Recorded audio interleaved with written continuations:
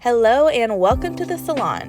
This is my client Alex. I've been doing her hair for about 10 years and her goal for this appointment today is to bring up her blonde, to brighten up her dark root area, make the tone a little bit more icy, and to blend out her root area so it grows out really seamless because she actually lives in New York. So she needs something brighter but definitely on the low maintenance side. So my thoughts for how to approach this are a super heavy partial highlight.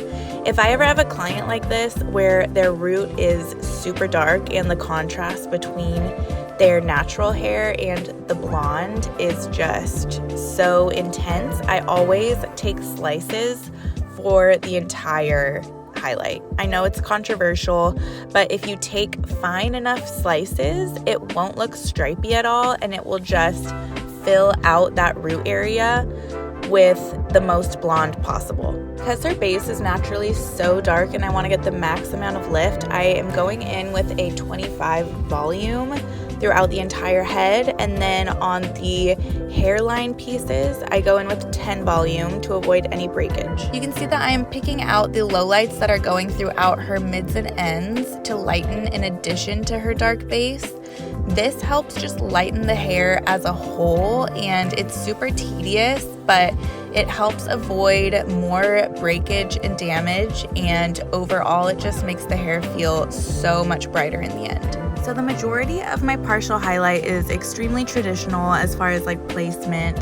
The only thing that I really do to modernize a partial highlight is for the money piece area, I always like to start with a fine weave, and then the second foil back, I do a slice directly off of that weave, and then I follow it up with another very fine weave directly off of that slice. I feel like this gives me the perfect bright money piece that is like not too overbearing and still grows out super nice.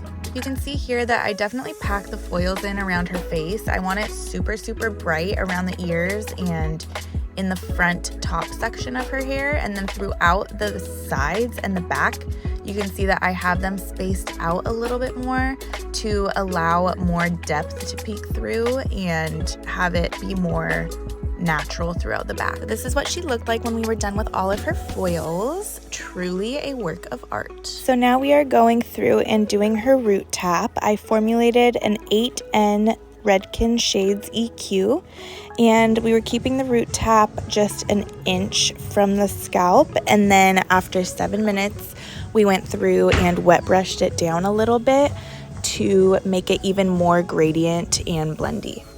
Once her root smudge was done processing for about 10 minutes total, we went ahead and rinsed that out, and then we mixed up 10 BS in Goldwell to gloss her all over. The goal for this toner was to cancel out some of her warmth, keep her super bright at a level 10, and give her a little bit more of that beigey, ashy tone.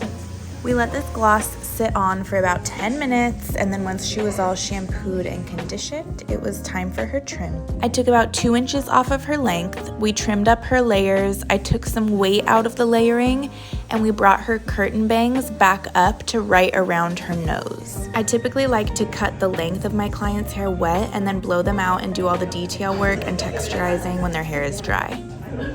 Once I was done with her haircut, we got her all styled. She chose beachy waves for her look today.